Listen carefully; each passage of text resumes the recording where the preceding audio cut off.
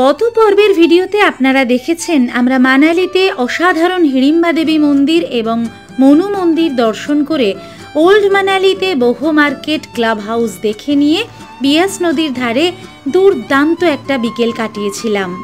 আর আজ অর্থাৎ 19 মের গল্পে যেমন আমরা অনুভব করব কেন হিমাচলকে দেবভূমি বলা হয়, ঠিক সেরকম মানালি ট্যুরকে একদম অন্য রকমভাবে এক্সপ্লোর করব দুর্দান্ত একটা ট্রেকের মধ্যে দিয়ে। তার সঙ্গে থাকছে মানালি থেকে ফিরে আসার গল্প।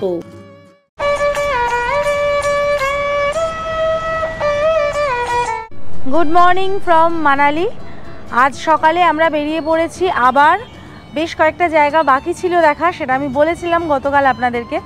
এখন বাজে সকাল 11টা। আমাদের ইচ্ছা ছিল আজকে একটু সকাল সকাল বেরোনোর, কিন্তু সকালের দিকে বৃষ্টি পড়ছিল। এখন দেখছি মেঘটা কেটে গিয়ে রোদটা উঠেছে। আমরা বেরিয়ে ব্রেকফাস্ট সেরে এই অটো করে এখন চলে যাব বশিষ্ঠ মন্দিরের দিকে বা বশিষ্ঠ টেম্পলের দিকে। অটোর দাদা চলে এসছেন, এখন অটোতে চলে যাই। এখান থেকে 3.5 কিলোমিটার মতন রাস্তা আমাদের অটোতে যেতে হবে। এই অটোতেই আমরা যাচ্ছি আজকে। দাদাকে ফোন করে দিয়েছিলাম, তো উনি চলে এসছেন মানালি অটো স্ট্যান্ডের থেকে। ধরে নিলাম অটো।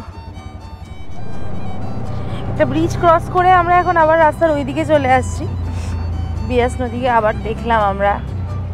এই যে এই রাস্তায় উঠলাম, এখান থেকে যাব বশিষ্ঠ টেম্পলের দিকে। সামনের ভিউটা কি দারুণ! আজকে প্রচুর বরফ পড়েছে সকালে ওপরের দিকে। ঈশ্বর যেন পরম যত্নে এই মানালি তথা হিমাচলকে বানিয়েছেন। মানালি আসা স্তক আমার এই অনুভূতি বারবার হয়েছে। রোথাঙে যাওয়ার রাস্তা ধরে কিছুটা এসে ডান দিকে বেঁকে যেতে হবে বশিষ্ঠ মন্দিরে পৌঁছানোর জন্য। 11:15 বাজে আমরা চলে এসেছি বশিষ্ঠ মন্দিরে। দারুণ সুন্দর লোকেশানে, দুর্দান্ত একটা মন্দির। এই যে সামনে হলো মন্দির চত্বর। এখানে 3টে মন্দির চত্বর আছে, মানে 3টে মন্দির আছে আর কি। এটা দেখে তারপরে আমরা যোগিনী ফলসের দিকে এগোবো। এই যে সামনে জুতো রাখার জায়গা আছে ডান দিকে, এইখানে জুতো রাখতে হবে ফ্রিতে, কোনো পয়সা লাগবে না এখানে জুতো রাখবার জন্য। জুতো আমরা রেখে দিয়েছি শু স্ট্যান্ডে। এবার প্রথমেই আমরা শিব মন্দিরটা দর্শন করব। সামনেই ঢুকে ডান দিকে যেটা আছে শিব মন্দির, সেটা দর্শন করব। দেখতে পাচ্ছি প্রত্যেক দিন দুপুর 1টা থেকে 2টো পর্যন্ত এই মন্দির বন্ধ থাকে। এই হচ্ছে শিব মন্দিরটা। মানালির এই বশিষ্ঠ মন্দিরটি ঋষি বশিষ্ঠকে উৎসর্গীকৃত, যাকে ভগবান রামের একজন শিক্ষক বলে মনে করা হয়। হিমাচল প্রদেশের মানালিতে অবস্থিত এই মন্দিরটি প্রাচীন স্থাপত্য, প্রাকৃতিক উষ্ণ প্রস্রবণ এবং ধর্মীয় তাৎপর্যের ওপর ভিত্তি করে তৈরি করা হয়েছে। এই মন্দিরে প্রবেশের জন্য ড্রেস কোড রয়েছে এবং এই মন্দিরে প্রবেশের সময় প্রত্যেক দিন সকাল 9টা থেকে সন্ধে 6টা পর্যন্ত।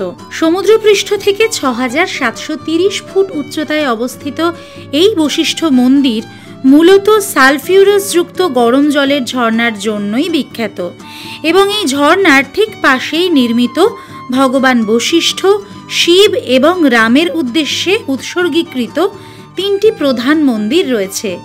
এখন যেমন আমরা এই মূল মন্দির অর্থাৎ বশিষ্ঠ মন্দিরটি দর্শন করছি।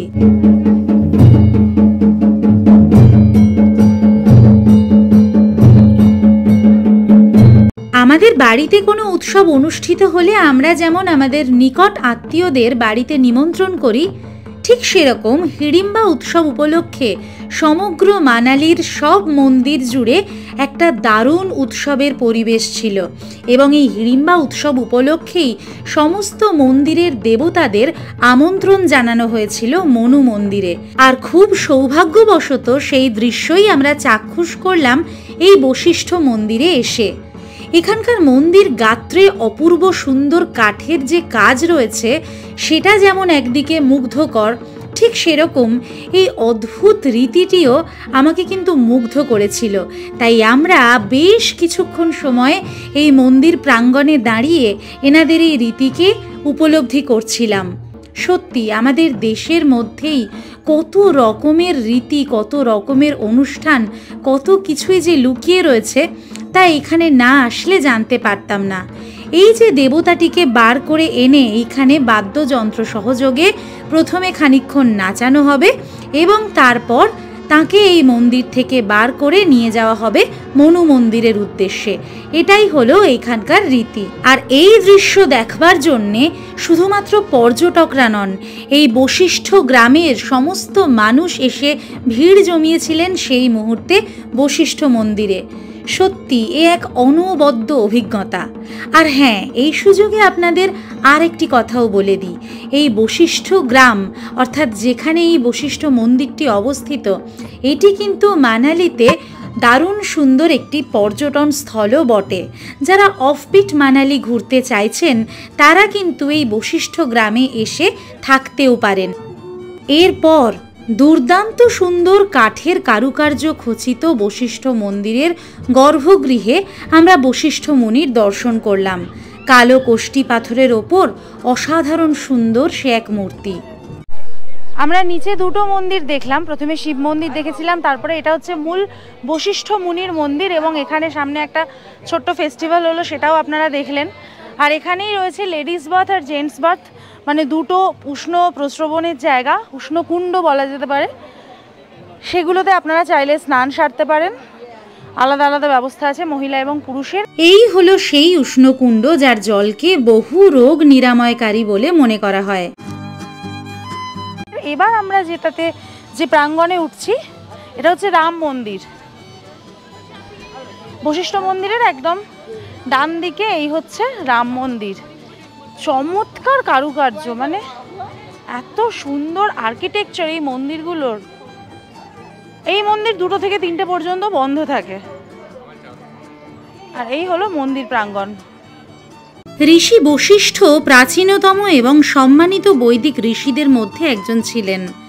সপ্তর্ষি মণ্ডলের প্রধান একজন ঋষিও মনে করা হয় এই ঋষি বশিষ্ঠকে। ঋগ্বেদ এবং বহু বৈদিক গ্রন্থে এই ঋষি বশিষ্ঠের উল্লেখ পাওয়া যায়। এছাড়াও আদি শঙ্কর তার হিন্দু দর্শনে এই ঋষি বশিষ্ঠকে প্রথম ঋষি বলে অভিহিত করেছিলেন। রামায়ণে ঋষি বশিষ্ঠ ছিলেন রঘু বংশের রাজপুরোহিত এবং রাম ও তার ভাইদের শিক্ষক। দশরথ পুত্র কামনায় যে পুত্রেষ্ঠী যজ্ঞ সম্পন্ন করেছিলেন, সেই যজ্ঞের প্রধান পুরোহিত হিসাবেও যজ্ঞ সম্পন্ন করবার জন্য ঋষি বশিষ্ঠকেই দায়িত্ব দেওয়া হয়, যে কারণে এই বশিষ্ঠ মন্দিরের পাশে নির্মাণ করা হয়েছে এই রাম মন্দিরটি। বশিষ্ঠ টেম্পল থেকে আমরা বেরিয়ে পড়েছি, এখন 12টা 15 বাজে। এখান থেকে সোজা যে রাস্তাটা চলে গেছে প্রায় 2 কিলোমিটারের একটু বেশি হবে, 2-2.5 কিলোমিটারের মধ্যে সোজা রাস্তাটা দিয়ে হেঁটে যেতে হবে। তাহলে আমরা পৌঁছবো এখানকার বিখ্যাত একটা জলপ্রপাত যোগিনী ওয়াটারফলসে। এখন আমরা সেদিকেই যাত্রা করেছি যোগিনী ওয়াটারফলসে যাওয়ার উদ্দেশ্যে, দেখি কতটা যেতে পারি। এর আগে আমি ছোটোখাটো যে কটি ট্রেক করেছি তার সাথে আজকের অভিজ্ঞতা কিন্তু একেবারেই আলাদা। একদিকে যেমন চোখের সামনে ফুটে উঠছিল হিমাচলের প্রত্যন্ত গ্রামের জীবনযাত্রা, অন্যদিকে চোখের সামনে অদ্ভুত সুন্দর প্রাকৃতিক সৌন্দর্য আমাকে বারবার বাকরুদ্ধ করে দিচ্ছিল। এরই মধ্যে হঠাৎ প্রকৃতির সাথে একেবারে মিলেমিশে যাওয়া একটি আস্তানার খোঁজ চোখে পড়ল। এমন একটা জায়গায় এরম লোভনীয় একটা আস্তানার খোঁজ পেয়ে আপনাদেরকে সেটা জানাবো না আর নিজে সেটা জানবো না, তা তো হতেই পারে না। তাই চুপি চুপি চলে এলাম। এমন পাহাড়ি এলাকায় হঠাৎ করে মাড হাউস দেখবো, সেটা তো কল্পনাতেও ভাবিনি। তার সাথে ওপেন এয়ারে এরকম একটি রেস্টুরেন্টও রয়েছে। এ তো একেবারে সোনায় সোহাগা কম্বিনেশন।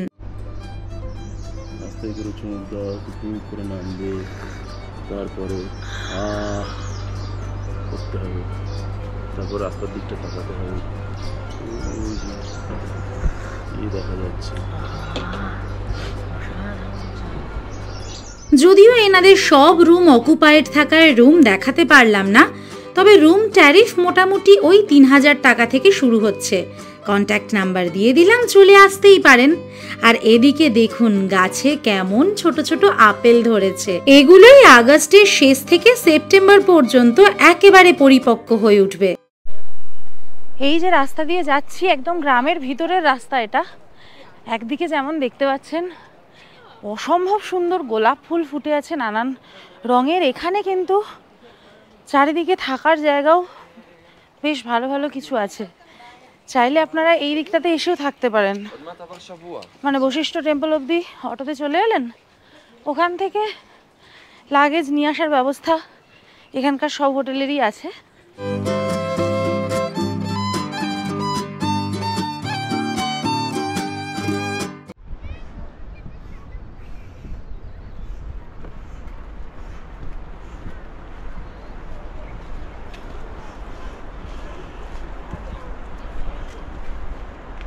এত সুন্দর রাস্তা দিয়ে ট্রেক আমি এর আগে কোনোদিন করিনি। সান্দাকফু ট্রেক তো আমরা করেছি, বাট স্টিল এই যে ট্রেকটা হবে এখানে মানালিতে এসেও ট্রেক করব আর সেটা যে এত সুন্দর হবে এটা আমার চিন্তা ভাবনার বাইরে ছিল। পুরো রাস্তাটা তো অসাধারণ সুন্দর একটা দৃশ্যপট দেখতে দেখতে, এবং দারুণ একটা রাস্তার মধ্যে দিয়ে আসা। সামনে চলে এসেছি একটা ব্রিজের কাছে, মোটামুটি 1 কিলোমিটারের উপর আমরা চলেই এসেছি। তো এই ব্রিজটা নিচে একটা নদী চলে যাচ্ছে, মানে ঝর্ণার জল কিছুটা এখানে পড়ছে, সেইটাকে ক্রস করবার জন্য তৈরি করা হয়েছে। ফাইনাল ওয়াটারফলটা দেখতে আমাদের আরও খানিকটা যেতে হবে। আর এই হচ্ছে সামনের ছোট্ট যে ব্রিজটা, কিউট মিষ্টি একটা ব্রিজ।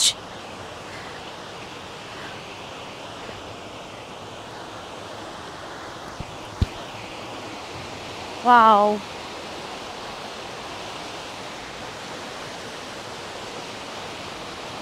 এই যে ব্রিজ, একদম লোহার ব্রিজ, সুন্দর ব্রিজ, এবং নিচে থেকে এরকমভাবে একদম বরফে গলা জলের ধারাটা আসছে, পরিষ্কার স্বচ্ছ কাঁচের মতন জলটা। আর এর পাশ থেকে চলে গেছে রাস্তাটা, একটু উঠতে হবে এবার, একটুখানি চড়াই আছে দেখতে পাচ্ছি, এতক্ষণ ফ্ল্যাটই ছিল।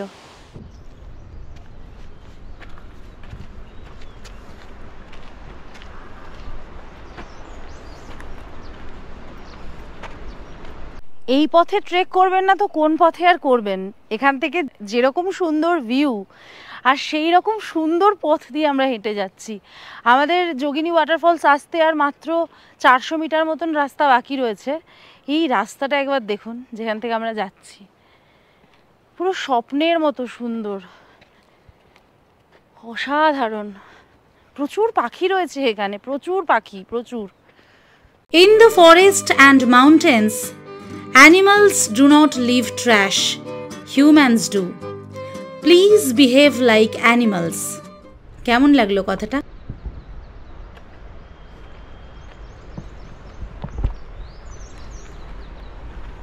যোগিনী ওয়াটারফলসের একেবারে কাছাকাছি এসে দারুণ সুন্দর একটা সাইন বোর্ড চোখে পড়ল। এর আগে কখনো এরকম সুন্দর বোর্ড চোখে পড়েনি যে আমরা মেডিটেশন এরিয়াতে প্রবেশ করছি। এখানে কোনো রকম চিৎকার করা, শব্দ করা, মাটি খোঁড়া কঠোরভাবে নিষিদ্ধ। আমরা যেন এই জায়গার পরিচ্ছন্নতা, পবিত্রতা এবং নিস্তব্ধতাকে সম্মান করি। এখান থেকে একদম যোগিনী ওয়াটারফলসের ফার্স্ট ভিউ অসাধারণ, জাস্ট অ্যামেজিং ভিউ আছে এখান থেকে। একদম ওপর থেকে, মানে উঁচু পাহাড়ের ওপরটা থেকে ফলসটা পড়ছে নিচে, অনেকটা নিচে নামছে, তারপরে নিচে নেমে এখানে আরও ফোর্সে এই জায়গা থেকে বয়ে পুরো নদীর সাথে মিশে যাচ্ছে। কতটা উপর থেকে ফলসটা পড়ছে সেটা শুধু দেখার মতো। মানে এখন যেহেতু রোদ্দুরটা হয়েছে, বরফগুলো গলছে, জলের পরিমাণ বাড়ছে, এবং সেই সাথে সাথে জলের যে তোড়, সেই যে আওয়াজ জল পড়ার ওপর থেকে, সেই আওয়াজটা এখানে শোনা যাচ্ছে খুব ভালো মতন। প্রচুর বিদেশি পর্যটক রয়েছেন এখানে। দেশি পর্যটক তো রয়েছেই, লোকাল পর্যটক তো রয়েছেনই, তার সাথে বিদেশি পর্যটকরাও কিন্তু এই জায়গাটাতে এসছেন এই সাইলেন্সটাকে আর এই অসাধারণ অসাধারণ ওয়াটারফলসটাকে উপভোগ করবার জন্য। দুর্দান্ত লাগছে, দুর্দান্ত। যোগিনী জলপ্রপাত দেখার পরে, মানে প্রথম দর্শনের পরেই জাস্ট সামনের রাস্তাটা দিয়ে এগিয়ে আসলে এখানে কিন্তু রয়েছে একটা মন্দির চত্বর। সেই মন্দির চত্বরে আমরা প্রবেশ করছি। বলা যেতে পারে এই ওয়াটারফলসের একেবারে পাদদেশে অবস্থিত মন্দিরটা। কেমন মন্দির, কি আছে সেই মন্দিরে, সেটা ভেতরে ঢুকলেই আমরা দেখতে পারবো। আসুন এই রাস্তা দিয়ে, এইখানে এটা টেম্পল এরিয়াতে আমরা ঢুকে গেছি। এতটাই সুন্দর, এতটাই পবিত্র, সেই তপবনের মতন একটা অনুভূতি আসছে এখানে দাঁড়িয়ে। এই ছোট্ট সুন্দর একটা মন্দির পাহাড়ের কোলে, পিছন দিক থেকে পড়ছে ঝর্ণা, আর সামনে তুষারাবৃত পর্বত চূড়া। মানে এত সুন্দর ল্যান্ডস্কেপে এরকম মন্দির আমি এই প্রথমবার দেখছি। অনবদ্য অসাধারণ। এত ছোট্ট একটা ট্রেল, কিন্তু কি ভালো অভিজ্ঞতা হলো।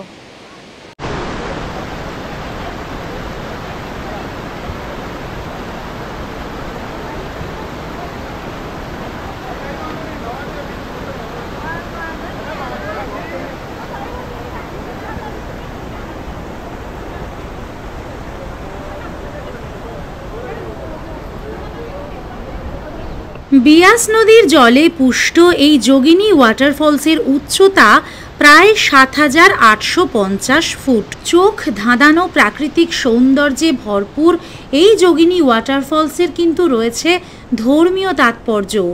মনে করা হয় দেবতা ইন্দ্রের কন্যা যোগিনীর নামানুসারেই এই জলপ্রপাতের নাম রাখা হয়েছে যোগিনী জলপ্রপাত। খানিকটা ট্রেক করে ওপরের দিকে উঠে আসতেই দেখতে পেলাম এখানে কিছু মানুষ জলপ্রপাতের জলে স্নানও সারছেন। তবে আমরা আর সেই রিস্ক নিইনি। মার্চ থেকে জুন মাসের মধ্যে যদি মানালি আসেন তাহলে অবশ্যই একবার এই যোগিনী ওয়াটারফলস থেকে ঘুরে যাবেন। পিছনের ওই ডিয়ারিং রাস্তাটা দিয়ে পুরো ওয়াটারফলসের থেকে যে নদীটা হয়েছে ওটা পার হয়ে আমরা এদিকে চলে এসেছি। জুতো খুলে খালি পায়ে পার হয়েছি, আমাদের কাছে পা মোছারও জিনিসপত্র নেই। এদিকে আবার হালকা মেঘ করে বৃষ্টিও এসছে। এদিক থেকে নতুন একটা রাস্তা আছে এবং সেটা সোজা গিয়ে হাইওয়েতে মিলেছে। সেই রাস্তাটাই আমরা ধরবো অ্যাকচুয়ালি, সেই জন্যই আমরা এইদিকে রাস্তাটা দিয়ে এলাম। এই যে রাস্তাটা চলে গেছে এখান থেকে সোজা আমরা এবার বেরিয়ে যাব। এখন 2:15 হয়েছে সময়। 2:20 বাজে আমরা যোগিনী জলপ্রপাতকে বিদায় জানিয়ে এখান থেকে হাঁটা দিলাম একদম উল্টো দিকের পথ ধরে, যেটা বললাম। এই রাস্তা সোজা চলে যাচ্ছে হাইওয়ের দিকে। কতক্ষণ সময় লাগে দেখব। ওখান থেকে গিয়ে অটো ধরে নেব, গিয়ে সোজা আমরা চলে যাব আমাদের হোটেলে। এদিক থেকেও কিন্তু ওয়াটারফলসের কাছে যাওয়ার জন্য রাস্তা করে দেওয়া রয়েছে সিঁড়ি সিঁড়ি মতন। অনেক মানুষ এদিক থেকেও যাচ্ছেন একদম ওপর পর্যন্ত। এই জায়গাটা এক্সপ্লোরেশনের জন্য দারুণ একটা জায়গা। আপনারা এখানে অবশ্যই আসবেন। আমার রেকমেন্ডেশন রইল 100% রেকমেন্ডেশন।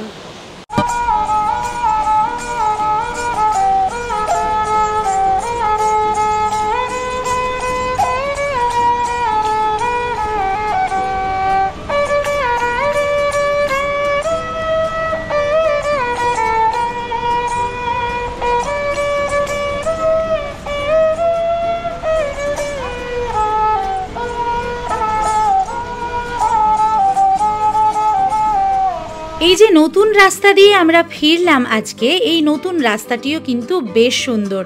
যেমন সুন্দর এখানকার ঘর বাড়িগুলো, তেমনই সুন্দর এখানকার প্রকৃতি। আপনারা চাইলে এই রুটটি উল্টো পথেও চলতে পারেন, অর্থাৎ এই দিক থেকে এসে আমরা যে পথে এসছি বশিষ্ঠ মন্দিরের কাছ থেকে ফিরে যেতে পারেন। 2:35 বাজে আমরা চলে এলাম মেন রোডে। দারুণ সুন্দর রাস্তা দিয়ে এই যে চলে এলাম, এটাই মেন রোড। একদম শেরে পাঞ্জাব আছে, তার উল্টো দিক দিয়ে রাস্তাটা বেরোলাম। এখান থেকে আমরা এবার অটো ধরে ম্যাল রোডে চলে যাব। অটো ভাড়া ওই 150 থেকে 200 টাকা নেবে এখান থেকে। এই রাস্তায় চলে যাচ্ছে সোজা ম্যাল রোডের দিকে, এই দিক দিয়ে চলে যাবো আমরা। এখান থেকে আমরা অটো পেয়ে গেছি, এখন 150 টাকা দিয়ে উঠে পড়েছি এই দাদার অটোতে, নিরাজ ভাইয়ের অটোতে করে। এবার আমরা চলে যাব ম্যাল রোডে। 3:10 বাজে আমরা ম্যাল রোডে পৌঁছে গেছি। কিছুটা আগে গাড়িটা খারাপ হয়ে গেছে, তাই অনেকটা আমাদেরকে হেঁটে আসতে হলো ব্রিজ থেকে, সেজন্য একটু সময় লাগলো। এবারে আমরা গিয়ে শান্তি ভোজনালয় থেকে লাঞ্চ করব, করে একটু রেস্ট নেব। আমাদের এখান থেকে আজকে রাত 10টায় চণ্ডীগড় যাওয়ার বাস আছে, তাই এখন আর কোনো ভিডিও করছি না। সোজা চলে যাব লাঞ্চ করতে। লাঞ্চ সেরে এই রাস্তা ধরে চলে যাব ওইদিকে, মানে আমাদের হোটেলের দিকে। গিয়ে লাঞ্চ সেরে একটু হোটেলে রেস্ট নেব। তারপরে আবার আপনাদের সাথে দেখা হচ্ছে রাত্রিবেলা, যখন আমরা এখান থেকে পাড়ি দেব চণ্ডীগড়ের উদ্দেশ্যে। খাওয়া দাওয়া সেরে আমাদের হোটেল স্নো মাউন্টেনে কিছুটা রেস্ট নিয়ে রাত্রিবেলা আমরা চলে গেলাম আমাদের মানালি ম্যাল রোড থেকে প্রায় 1.5 কিলোমিটার দূরে মানালি ভলভো বাস স্ট্যান্ডে। এখান থেকেই আমাদের চণ্ডীগড়ের বাস ছাড়বে। আমরা এখন চলে এসেছি HRTC ভলভো বাস স্ট্যান্ডে। অ্যাকচুয়ালি আমরা ভেবেছিলাম যে যেটা HRTC বাস স্ট্যান্ড, যেটার পাশে আমরা রয়েছি ম্যাল রোডের ওপর, সেখান থেকে আমাদের বাসগুলো ছাড়বে, কিন্তু না, আমরা যেহেতু এখান থেকে চণ্ডীগড় যাওয়ার জন্য AC ভলভো বাস বুক করেছি, এই বাস কিন্তু ছাড়বে আমাদের যে ম্যাল রোড সেখান থেকে 1.5 কিলোমিটার দূরে HOTC ভলভো বাস স্ট্যান্ড থেকে। এই হলো ভলভো বাস স্ট্যান্ডের অফিস। আমরা প্রায় 1 ঘন্টা আগে চলে এসেছি। এখন 9:20 বাজে। আমাদের বাস এখান থেকে ছাড়বে রাত 10টার সময়। এটা চণ্ডীগড় পৌঁছবে কালকে ভোর 6টায়। এই বাসের পেটের মধ্যে এখন আমরা লাগেজগুলো ঢুকিয়ে দিচ্ছি। এই হলেন আমাদের বাসের কন্ডাক্টর দাদা। আর এই হচ্ছে টোটাল বাসটা, বিশাল বড় একটা বাস এই যে। আর বাসের পেটের মধ্যে এইভাবে লাগেজ রাখার জায়গা রয়েছে। লাগেজগুলো চলে গেল বাসের পেটে।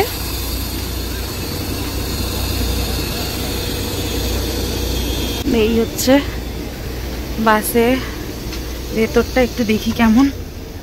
ও এক্স্যাক্টলি দ্য সেম আমরা যে সিমলা থেকে কুল্লু এসেছিলাম না, একদম সেম সেম। এই যে এই হলো বাস। এখানে লেগ রেস্ট আছে, লেগ স্পেস যথেষ্ট দেওয়া থাকে। এই রকম সিট, এই সিটটাকে পুরো হেলিয়ে এরকম শুয়ে পড়া যায় আর কি। এখানে আপনার কাছে যে যদি কোনো ছোট লাগেজ থাকে সেটা রাখার জায়গা আছে। সামনে ধরার জায়গা, এটা জলের বোতল রাখার জায়গা, আর এটা টুকটাক জিনিসপত্র রাখার জন্য। এই ঠিক আছে, এখন হালকা কিছু খাওয়া দাওয়া করে নিই, তারপরে আবার যাত্রা করতে হবে। অনেক লম্বা জার্নি, আর দেরি করবো না। দিদি এইখান থেকেই আমরা একটু রাত্রের খাবার খেয়ে নিচ্ছি। একটু হালকা করে ডিম টোস্ট আর চা খাবো। একদম বাস স্ট্যান্ডের সামনেই এই দোকানটা। এই দিদি বানিয়ে দিলেন আমাকে ডিম টোস্ট।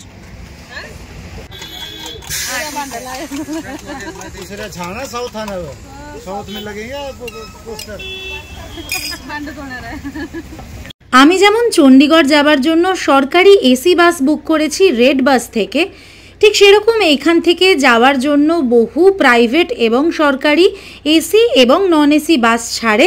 অফলাইনে এখানকার বুকিং কাউন্টার থেকে অথবা অনলাইনে গিয়ে আপনারা এই বাসগুলি বুক করে খুব ভালোভাবে ট্রাভেল করতে পারেন। আমার কিন্তু এইবার হিমাচল প্রদেশে বাস জার্নি বেশ স্মুথ হয়েছে। ঠিক রাত 10টা বাজতে যায়, আমরা বাসে উঠে নির্দিষ্ট সিটে বসে পড়েছি। আর আমাদের বাস ড্রাইভারও উঠে গেছেন, দাদা উঠে গেছেন। কাল সকাল 6টায় আমরা চণ্ডীগড় নামবো এবং চণ্ডীগড় থেকে আমাদের ট্রেন আছে পরের দিন রাত 1:25-এ, যেটা কালকা হাওড়া নেতাজি এক্সপ্রেস। সেটা আমরা চণ্ডীগড় স্টেশন থেকে ধরবো। চাইলে কালকা থেকেও ধরতে পারতাম, কিন্তু আমরা চণ্ডীগড় থেকেই ধরবো। যেহেতু চণ্ডীগড় জায়গাটা নতুন, তাই নতুন জায়গাটাও দেখা হবে। আর এখান থেকে চণ্ডীগড়ের বাস সার্ভিসটা ভালো আছে, টাইমিংটাও ভালো পেয়েছি। এই যে বাস স্ট্যান্ডটা, এখান থেকে রাত 10টায় সমস্ত বাসগুলো ছেড়ে যায় বিভিন্ন দিকে। কমিউনিকেশনটা ভালো। একই ঘটনার পুনরাবৃত্তি আবার হলো। ঠিক যেভাবে আমরা সিমলা থেকে কুল্লু এসেছিলাম প্রায় 2.5 ঘন্টা আগে, আজও 270 কিলোমিটার রাস্তা আমরা প্রায় 2.5 ঘন্টা আগেই পৌঁছে গেলাম। অর্থাৎ চণ্ডীগড় পৌঁছানোর কথা ছিল ভোর 6টায়, আমরা পৌঁছে গেলাম রাত প্রায় 3:45 নাগাদ। ভোর তখন ওই 5:30 হবে। দিনের আলো সবে মাত্র ফুটে শহরটা আস্তে আস্তে চোখের সামনে পরিষ্কার হচ্ছে। চণ্ডীগড় বাস স্ট্যান্ড থেকে বেরিয়ে 200 টাকার বিনিময়ে একটি অটো বুক করে আমরা চললাম চণ্ডীগড় স্টেশনের উদ্দেশ্যে। চণ্ডীগড় স্টেশনটি বাইরে থেকে দেখে তো মুগ্ধ হয়ে গেলাম। এত সুন্দর স্টেশন। এখন যদিও রেনোভেশনের কাজ চলছে, তাই নতুন সেকশনটিতে যেতে পারলাম না। তবে রিটায়ারিং রুমে ঢুকে খুবই আশাহত হলাম। এটা হলো চণ্ডীগড় স্টেশনে আমার retiring room, AC double bedded retiring room. এই প্রথম আমি কোনো আইএসটিসি থেকে কোনো স্টেশনে রিটায়ারিং রুম বুক করলাম। এই যে এই হচ্ছে চণ্ডীগড় স্টেশন বাইরে। বিছানাটা এরকম বড়, একটা সেন্টার টেবিল আছে, এখানে সোফাটা আছে এরকম। এখানে একটু ড্যাম্প আছে ঘরের এই জায়গাটাতে। এই এসি, ফ্যানও আছে, এখানে লাইট, এখানে প্লাগ পয়েন্ট আছে 2টো, এখানে একটা প্লাগ পয়েন্ট আচ্ছা। এখানে একটা ছোট মতো ঘর আছে, এখানে এই আয়না আছে, আয়নার সাথে এখানে ড্রয়ার, ওইখানে বসার সিটও আছে, এরকম বড় একটা ওয়ার্ড্রপ দেওয়া আছে। এই ওয়ার্ড্রপ ফাঁকা, কিছু নেই। আর এর সাথে এই হচ্ছে বাথরুম, বেসিন, আয়না, বিশাল একটা গিজার, এক্সস্টার, কোমোড, কল 3টে, এখানে একটা কল, এই সুইচ বোর্ড বাথরুমে। বাথরুমটা বেশ বড়, অনেকটাই বড়। এই রুমটা আমি বুক করেছিলাম আইআরসিটিসি থেকে, এবং এই রুমটা বুক করতে আমার টোটাল খরচ পড়েছে সমস্ত জিএসটি ফিএসটি নিয়ে 689 টাকা। 12 ঘন্টার জন্য এই রুমটা বুক করেছি। আমার ট্রেন আজকে এখান থেকে রাত্রি 1টা নাগাদ, মানে 12:30টায় ট্রেনটা ঢুকে যাবে নেতাজি এক্সপ্রেসে, এখান থেকে ফিরবো। না আছে কোনো সার্ভিস, আর না আছে মিনিমাম পরিচ্ছন্নতাটুকু। আমরা একেবারেই চণ্ডীগড় স্টেশনের এই রিটায়ারিং রুমকে রেকমেন্ড করছি না। সেদিন কোনো রকমে 12টা ঘন্টা কাটিয়ে আমরা ধরে নিয়েছিলাম রাত 1:25-এর 12312 নেতাজি এক্সপ্রেস। সিমলা, কাসল, মানালির অভূতপূর্ব অভিজ্ঞতাকে সঙ্গে নিয়ে আর হিমাচলকে ভারাক্রান্ত মনে বিদায় জানিয়ে আমরা বাড়ির পথ ধরলাম। তবে কথা দিয়ে গেলাম, খুব শীঘ্রই আবার ফিরতে যে হবেই। আমাদের আজকের ভিডিওটা যদি ভালো লেগে থাকে তাহলে অবশ্যই ভিডিওটাতে একটা লাইক করে দেবেন, কমেন্টের মাধ্যমে আপনাদের মূল্যবান মতামত আমাদেরকে জানাবেন, শেয়ার করে নেবেন সকলের সাথে, আর অবশ্যই অবশ্যই অবশ্যই সাবস্ক্রাইব করতে ভুলবেন না সম্বিতানু ব্লগস অন ইউটিউব। প্রত্যেক শনিবার ঠিক বিকেল 4:30 নতুন একটি করে ভিডিও নিয়ে আমরা থাকি আপনাদের অপেক্ষায়। তাই আমাদের সাথে থাকবেন, আমাদের পাশে থাকবেন। দেখা হচ্ছে খুব তাড়াতাড়ি। Till then, take care and bye by.